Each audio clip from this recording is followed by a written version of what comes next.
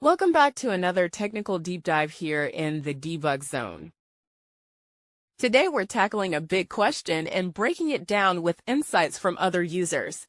Hopefully this clears up some misconceptions and helps you get the answer you need. So buckle up, stay a little curious, and let's jump right in.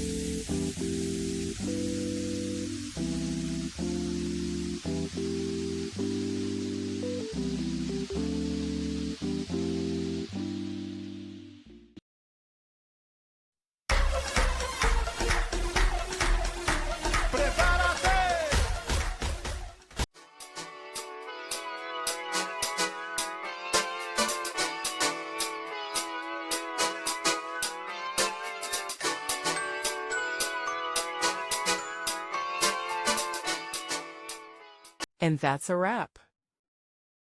I hope you found the answer you were looking for. If you did, take a second to hit that subscribe button. It really helps out.